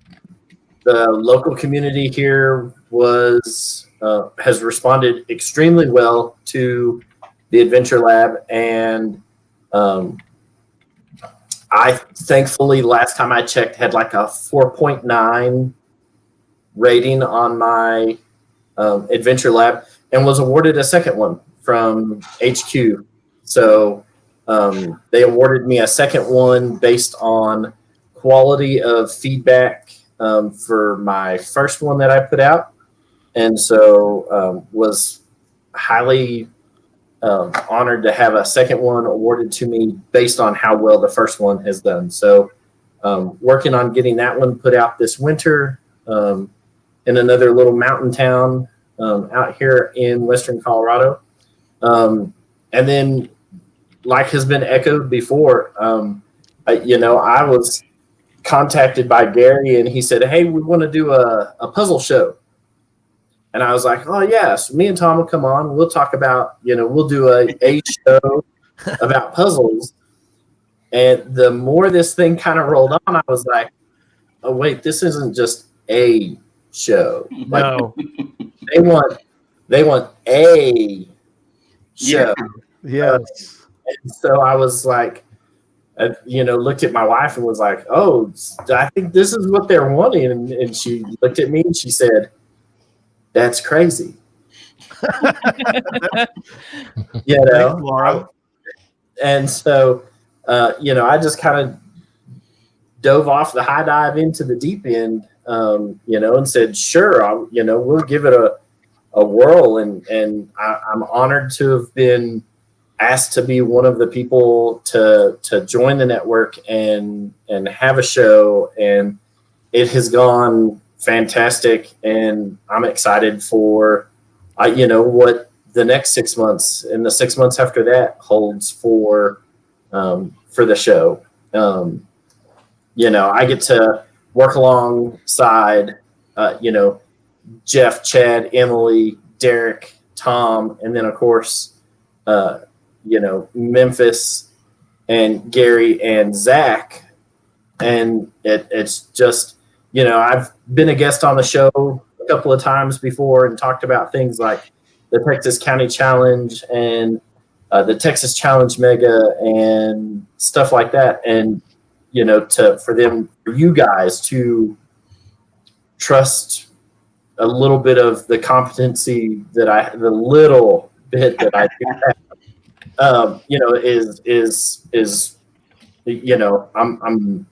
I'm awestruck. I'm honored. It's been a phenomenal roller coaster, and I'm ready to, get it back into the station and ride it again. So, let's keep going. Cool. Well, you didn't mention one of my favorite accomplishments of yours this year, which is you published the Colorado County Challenge in true Colorado style, which I didn't get to because of COVID, but we're not going to get into that conversation. So. Yeah, so I have the Colorado County Challenge is hidden in Telluride County. It is an ammo can hidden at 13,511 feet. You have to have a high clearance 4-wheel drive, and the short version of it is you can start in Telluride, Colorado, and drive up the mountain to the parking area. But the parking area is at like 13,150 feet. And so you have like a 350-foot elevation gain and a half a mile walk at 13,000 feet to get to where the cache is hidden at. It is a long walk if you are not used to walking at elevation. A half a mile walk in 300 feet of elevation gain doesn't sound like so much when you're at sea level, but when you're at it's different. 13,000 plus feet, it is placed on one of the 13ers in the state, and just because all of the 14ers around me are in wilderness areas, or the ones that aren't already have caches on them. So it's hard to find one of those. So I picked a cache that had, or a location that has phenomenal views. And then, we'll hang out and talk about an event for this, Jesse. I've talked to a couple others, but I ran into a geocacher in Denver named Joe Friday. Yeah, I know Joe well. And he raised a couple of concerns that I think are valid concerns with my cache and cache placement for people like Joe. Yes. We'll work on this, but it was phenomenal to meet Joe and talk about the county challenge cache, whatnot, and some workarounds for people who have completed the county challenge, but maybe physically can't make it to where the final cache container location is. I don't think that should hamper them in their ability to sign it. So I'm working with a couple of people on some workarounds and possibly an event for people like Joe. And so hopefully that will take off and be an annual midsummer event out here in Western Colorado. So I love it. All right, dropping down to. Hold on, let me ask him a question about it. Let me ask him. Do you have the scuba attribute on it? No, there's no. I asked that half serious because at first I was going to ask for us Flatlander people, how many bottles of oxygen did we need to take with us? Yeah, really. And I was like, well, hold on, technically, couldn't it be basically a scuba? So how many put the scuba attribute on it? There are a couple of companies out here that do sell flavored in a can. That way you know that you're getting something that's grape or peach or strawberry flavored. And so you can smell it as you inhale it. It's got a little mask for you. Some of the people that have completed some of my other caches that are up above 12 and 13,000 feet, because I've got about a half dozen of them that are above 13,000 feet down here in the mountains, that have come from places like Texas and Kansas to do them, have all complained. Probably the easiest one that I have, which is within 500 feet of the highway, but you have a 80-foot elevation gain to get from the parking spot to the cache. And I get more people tell me about how winded they were in that 80 feet of elevation gain. And I'm just, It's rough at elevation, but elevation matters. It matters. I went to a cache a bunch of years ago in Colorado, and we were only like, I think we started at 8 and went to 10, and it was like a 2-mile walk, and I thought I was going to die half the thing. It was kicking my butt. It can shock you if you're not used to it, for sure. Yeah. All right. Maybe, hey Tom, maybe you did pass away. This is heaven for you. This round table right here. If it was heaven, I'd get to talk more. Oh. That's funny. Jeff, you want to go?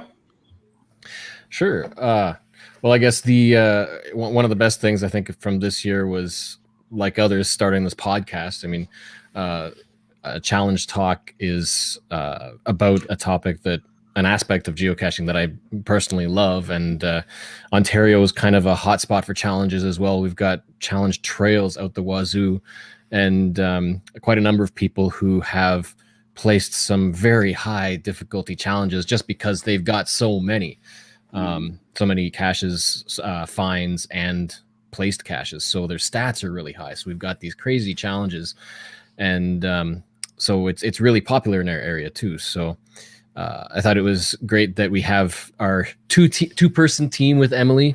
The teamwork works out really well because she handles a lot of the comments and activity in the chat room, and it's a lot for one person to do to do the whole thing. So we kind of bounce off each other's strengths, which is great.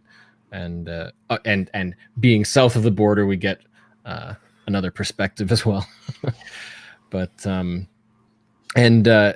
being a part of the network is, again, really fun, really great. I like to be able to help where I can. I know Derek does a lot of the graphics and videos, but I was excited to be able to help with the little medallion logo versions, so like the Geocoin. Well, you've been helping him out as well too. You're one of the other ones that's behind the scenes, even though you don't get as much credit for it. You're doing a lot of that stuff too. That's helping us be a little more advanced. Yeah. Well, I mean, Derek does a lot of the production stuff, right? So he creates everything. I think behind the scenes, we kind of do a lot of idea bouncing back and forth. So we've got a couple of creator minds who do this kind of stuff basically for a living. Absolutely. So it's nice to be able to, again, work as a team for that. I don't know, for cache highlights, I still think my favorite experience so far, being locked down pretty much only in Ontario, has been the trip to the Sleeping Giant, the video that I did. That was like a 2-day drive to get there, and then a 1-day full day hike, and then a 2-day drive back, just for that experience. Because there was a virtual that was placed there that not many people have gone to, but everybody knows about because it's a really amazing virtual. And so that was kind of a high priority and definitely a highlight for the year. Otherwise, I was near the beginning of the year. I wanted to find 2020 caches in 2020, and I managed to do that. Yay! Nice. Just again, because Ontario has so many power trails. There's paddle trails, like rivers, caches along. I don't know how many rivers have power trails along them down here, but like creeks and whatnot. And so lots of kayaking trips and a number of biking trips, just a whole lot of power trailing to get that 2020. I think it's funny you keep saying down here and you're up there to us. Yeah, way up there. I think it's because Ontario's got this huge head and this tiny little arrowhead at the bottom, so I keep thinking down here at the bottom of Ontario. Right, that's good. But, it's all relative perspective. And then every year I kind of do this 12 days of Geo Vlogmas as well, and I kind of look forward to that. It's always fun. It's an intense daily vlogging thing, shooting and editing all in one day for 12 days straight. By the way, how's that edit going? It's fun. I'm working on the final touches. It'll be published maybe before the end of the show. Yes. Hey Jeff, what's your north coordinate where you're at? 43. Hey, that's what I'm at. So I'm at 43.33. So you might actually be south of me. 43, yeah. I think it's 40, 20 something, 20. Yeah. That's funny. Yeah. There's like, I think, what was it? Most people, there was a stat. I think it was like most people, there's more people who live south of the northern US, like within that little range of southern Ontario, in Canada, in Ontario, than the strip in the US or something like that. Some interesting stat about how many people just live south of the 49th and compared to the US. It's packed here. So what about for 2021? I just kind of came up with an idea recently that I think I might try to find as many 2001 caches in Ontario as possible.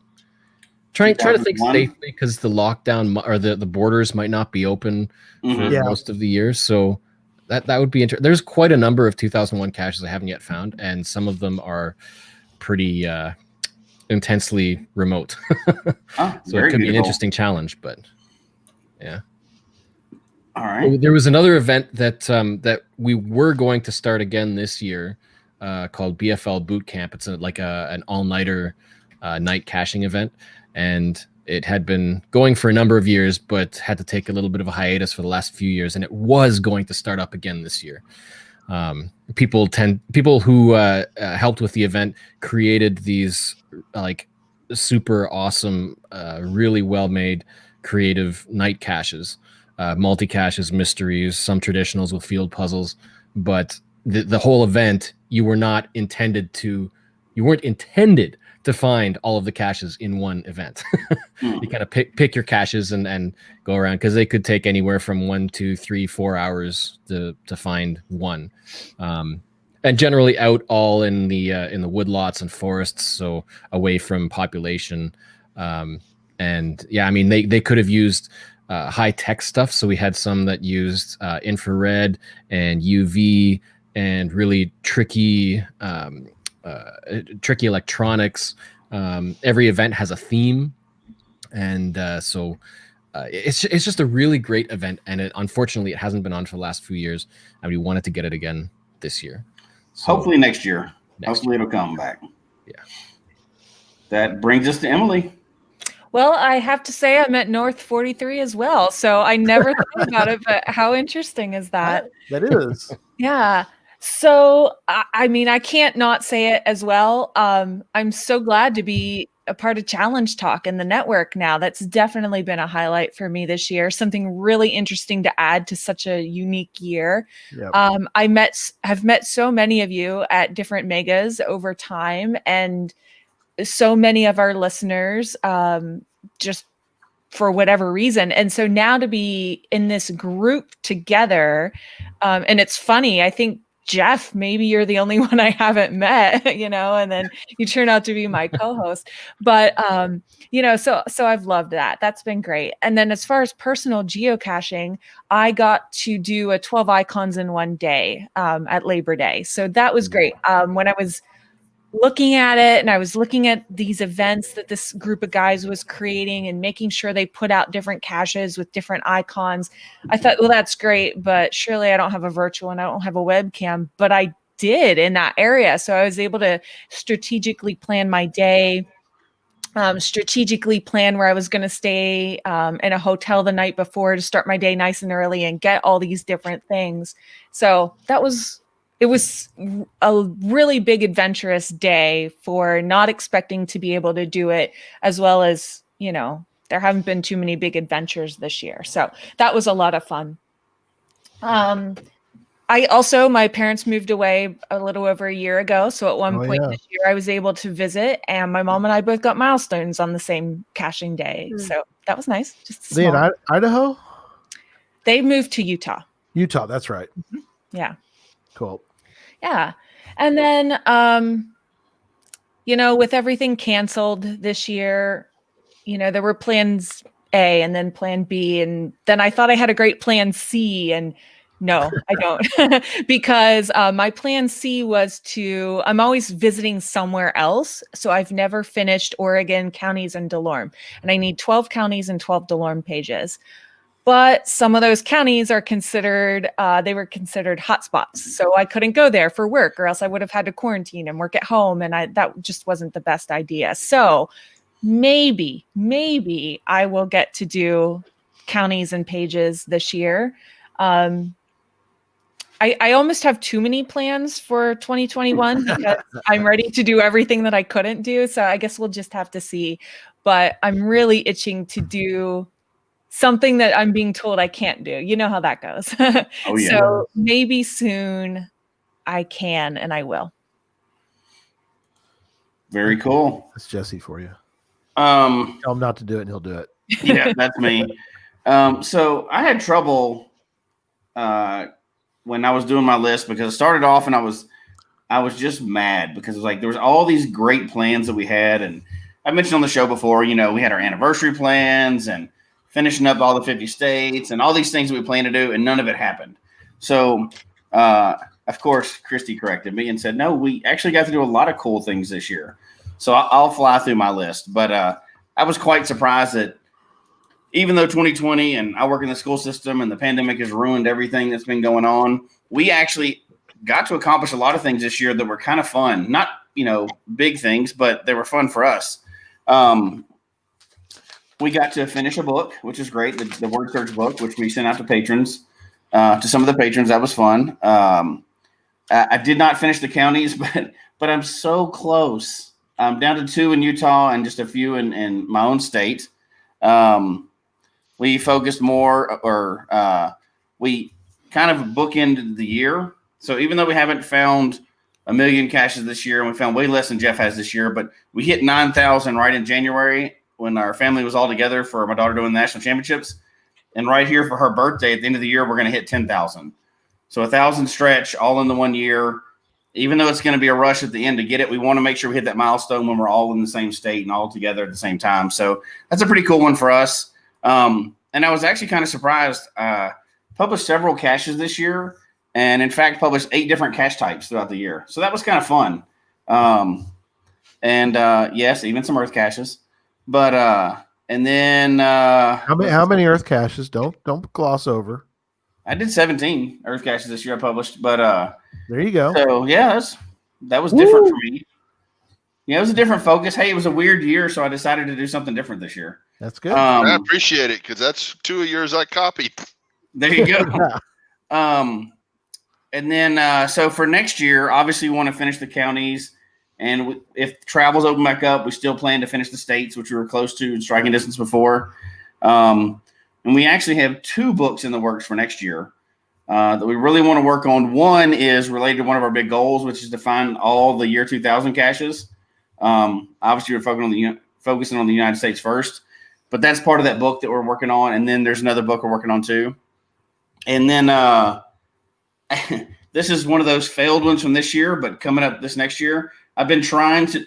I do a Monday morning coffee event that we do every Monday, and we've been doing it for years, one a week, every Monday morning. And we've been trying to publish our 200th one for months. But it keeps opening up and shutting down and opening up and shutting down. And I think I've published it twice already and had to pull it back. And it's the right thing to do because of the restrictions and everything else. But hopefully it goes away. We get to have events again next year. And I think we're on like 197 or 198.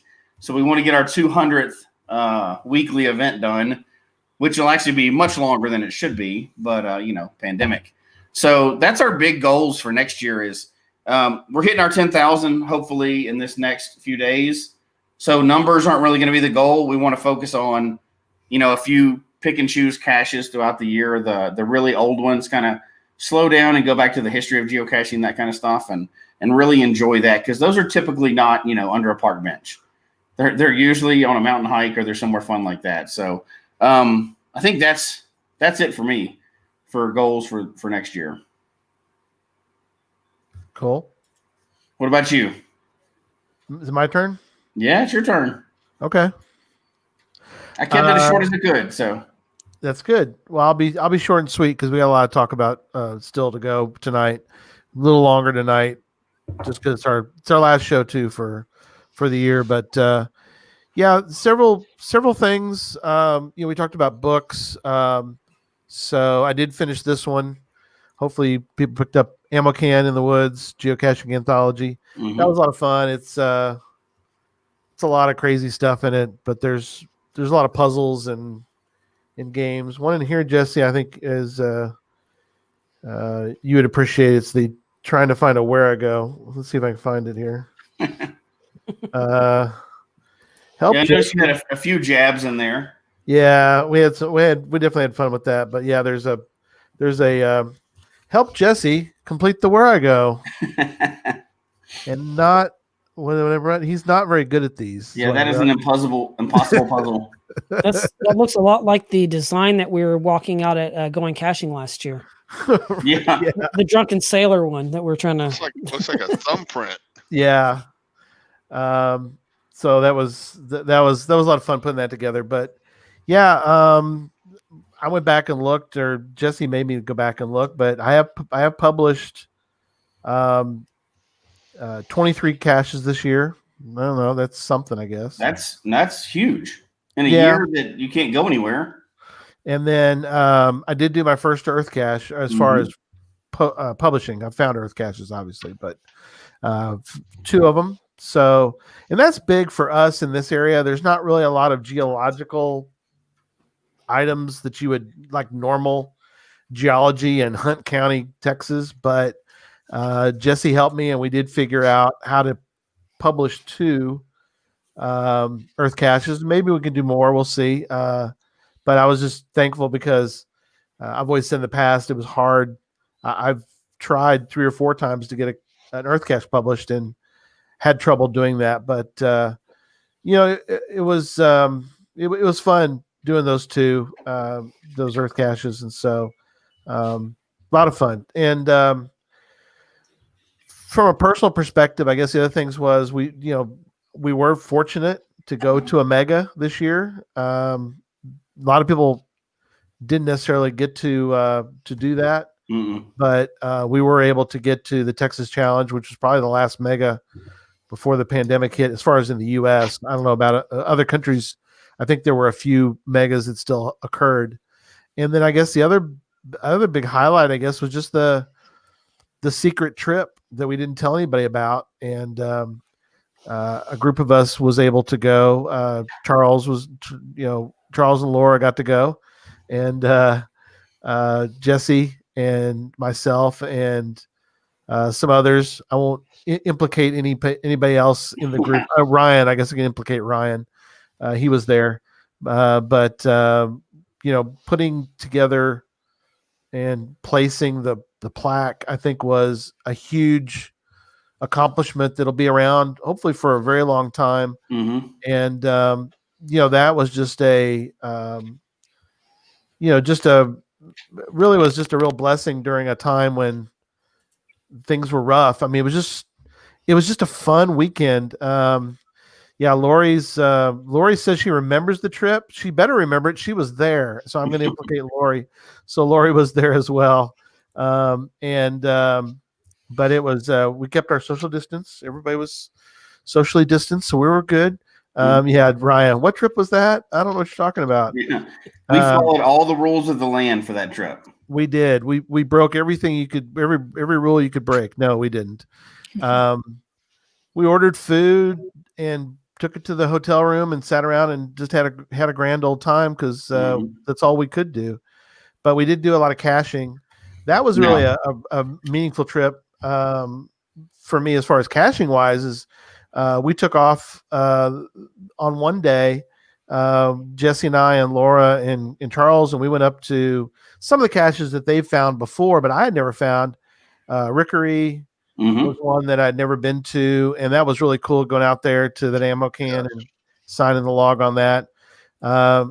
Finding a lot of cool caches together, and we cached all the way to Nebraska and back that day. Even though I'd had a cache in Nebraska, it was just fun it's always fun, even though you found a cache in another county or another state, just to find one again is always a lot of fun. And it was kind of crazy that it was kind of a really oddball spot that we kind of, all of a sudden you're in Nebraska and you're like, there's no signs for it because we were down this dirt road kind of thing. And so very different place to cache. And, starting, we can switch over now to talking about the network. bringing everybody together was a huge accomplishment. Oh yeah. I think we found the best of the best. Mm-hmm. We spent a lot of time thinking about and considering who to have on the shows, and we found the best people for these shows. I mean, Absolutely. You know, yeah. When I think about the different ones, it really was really perfect matches. Even though at the time it may, I know, with Jeff and Emily, they didn't really know each other, and it was kind of, but it really is really kind of a, to me, I think it's a perfect match. If you listen to Challenge Talk, they're really coming along perfectly. Just, like I said, it may not have seemed that way at the beginning, but it really is. Every show, I think, has really the perfect complementary person to the other person. So, I'm sure people thought we were going crazy to adding that many shows at one time, and but you know what, it worked out perfect. Like you said, we couldn't be happier with the team that's all put together, and what people are really going to be surprised about is what this team gets to do next year. So. Yeah, and real quick, I want to mention a couple of things that, as far as for the network overall, some things that I think are fairly significant that we've had over these 4+ years.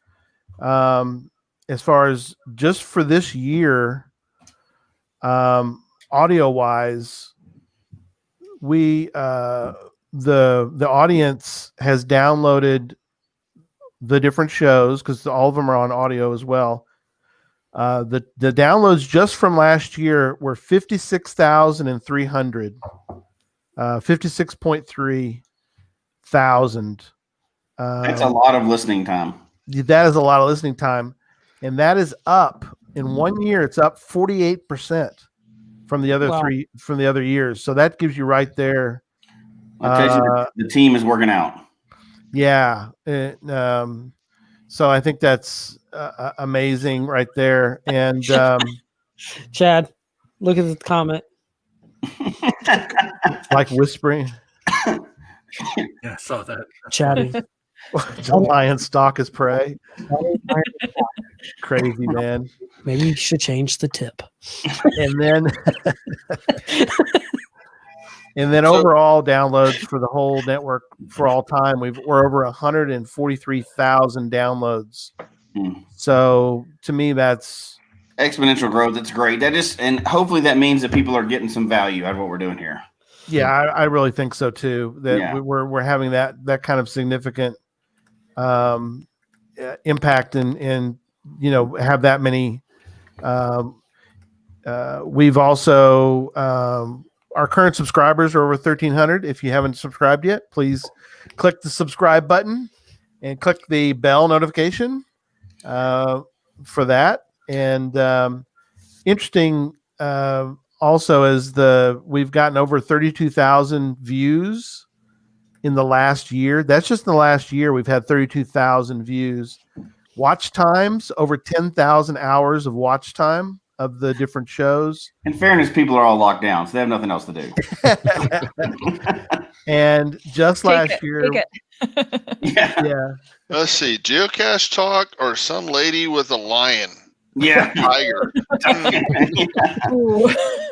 Not good.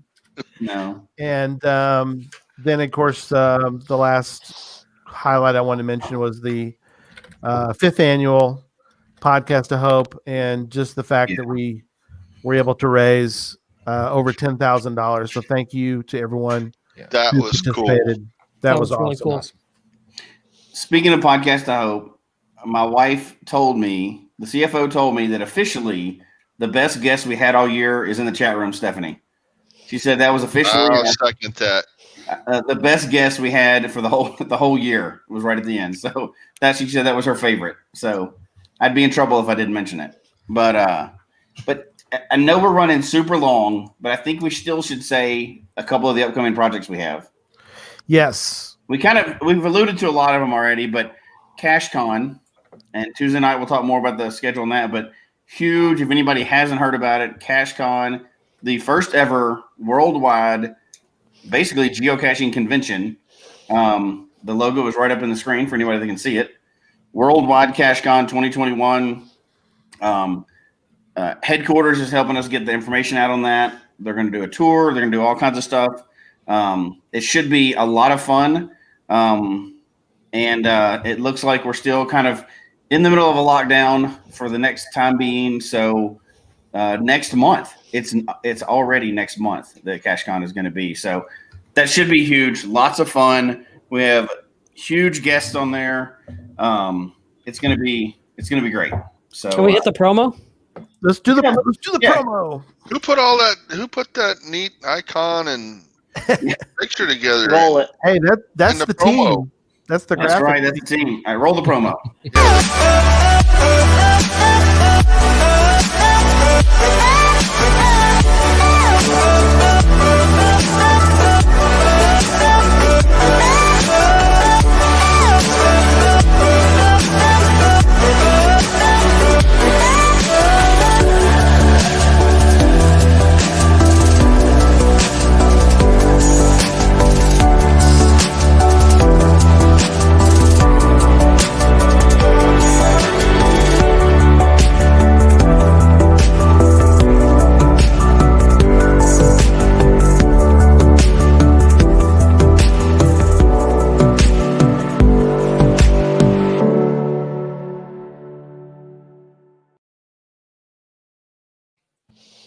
Awesome promo, by the way. Great job. Thank you.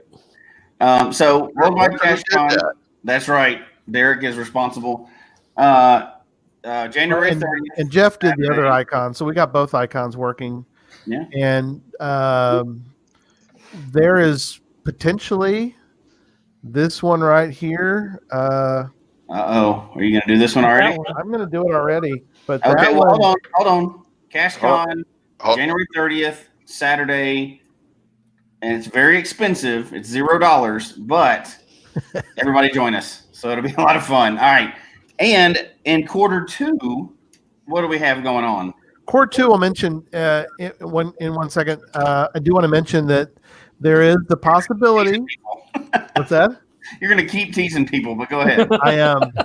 So wouldn't this look cool in a coin? Oh well. All right. So there you go. I'm not gonna give you any more info on that. I'm teasing you on that one. All right. So do you want me to do the other one? Are we ready for the other one? It's quarter 2. This is not happening in quarter 1. So just let people know. This is the other major announcement that we kept hanging on to, and we didn't ever want to. We want to bring it up, and then now that CacheCon is out there, we can bring up this one. And so here we go with the other major announcement. Wait, I should be able to hit like. Do you want me to?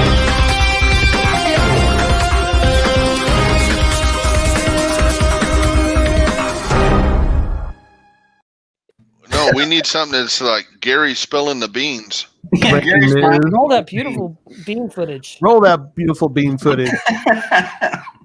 All right, here we go. Here's the other major announcement. Is everybody ready? Okay, here we go.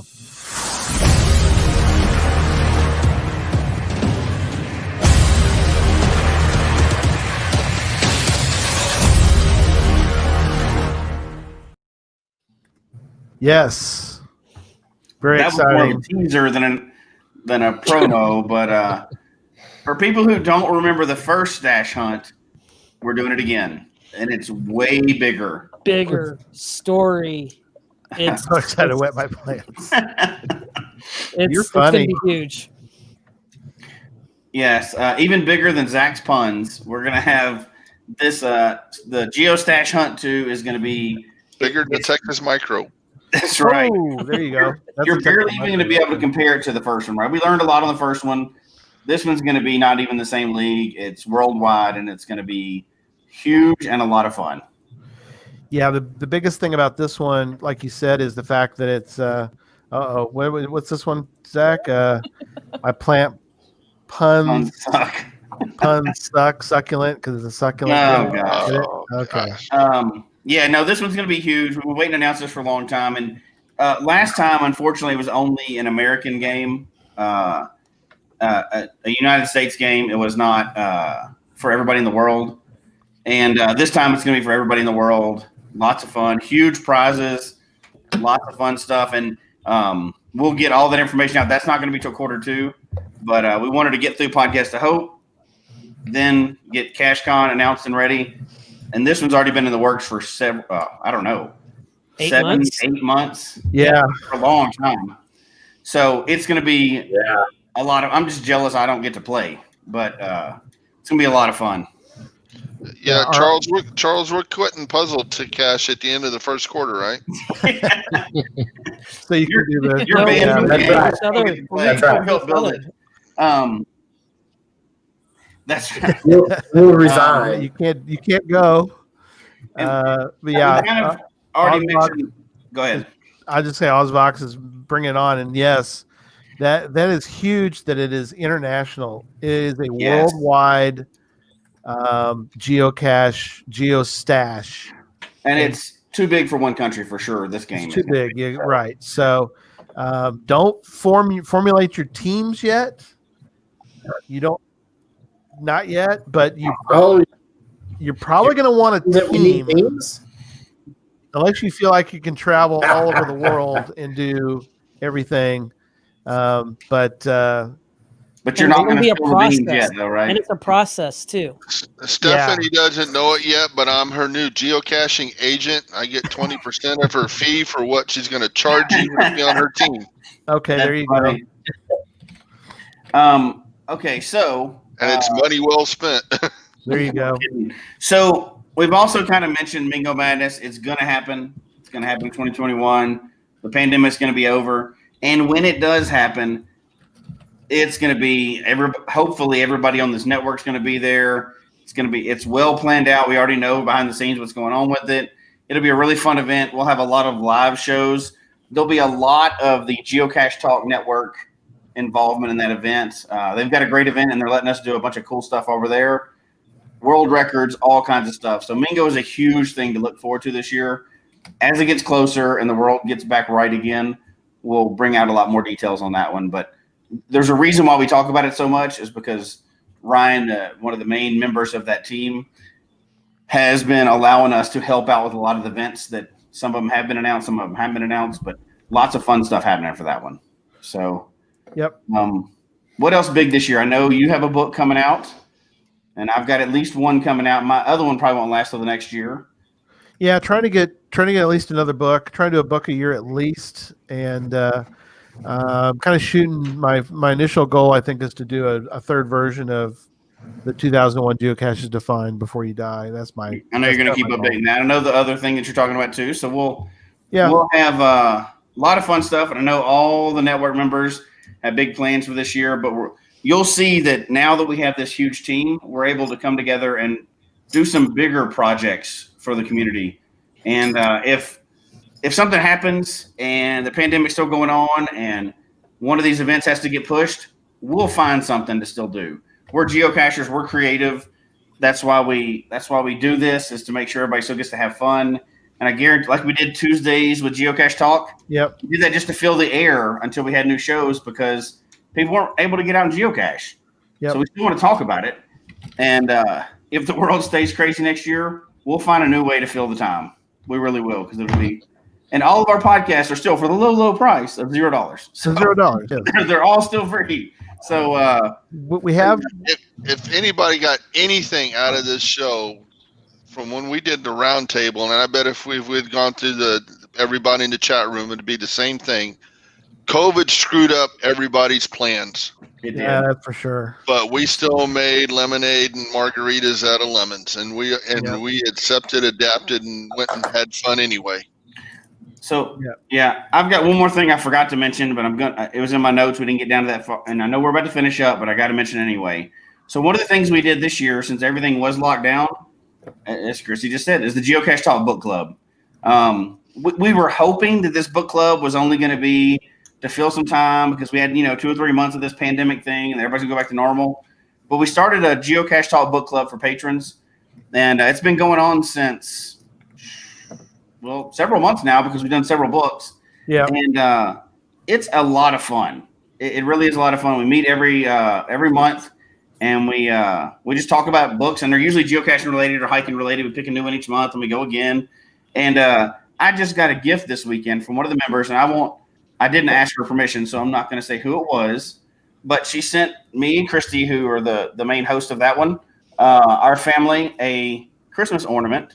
Let's see if I can get it in close enough. This just made us smile big time. You can see what it says on. Hold on. Can I focus that? I'm not gonna be able to focus that, am I? Okay. Put your hand behind it. And you There probably you go. Well, it's shiny, but it says it's got a little coffee cup and a little book on the little charms, and it says Quarantine Book Club 2020. How funny is that? And it's a great Christmas ornament that she sent to our family. That's cool. And didn't have to do that, obviously. So cool, and it's very indicative of how that little thing, and even after the pandemic ends, hopefully we get to keep the book club going, but we just get together. It's a small group. We get together every month and talk about geocaching related books, or which actually it's more into like outdoor related books, because we're all outdoorsy kind of people. And I look forward to it every month. I get to see them, more regularly than I get to see the rest of my friends. People that are outside of geocaching. So that's been a great thing. All of that came out of the pandemic. So good stuff did come out of the pandemic this year. Yeah. We made it like Tom said, we made it work. Yeah. All right. Well, stay tuned, everybody. We got a lot coming up, and Zach has a final word, it looks like. And Zach's final word is, I tell jokes when mountain climbing for T5s. I call it a sense of humor. Oh, man. And with that, let us say good night. Hang on, we'll be right back. Folks, we hope you've enjoyed the show tonight. Please email us your comment at geocachetalk@gmail.com. Don't forget to follow us on Twitter, Instagram, and Facebook. The show can be found on Apple Podcasts, Stitcher, Radio Public, or Spotify, as well as at the Geocache Talk website. Don't forget to click that subscribe button below and ring that bell notification so that you can see and hear the show on a weekly basis. And tell your friends about the show. Get them involved with us in the chat room. And until next week, don't just talk about geocaching, go geocaching. There you go. We'll see everybody on Tuesday for the schedule announcement. There you go. Good night, everybody. Good night, everybody.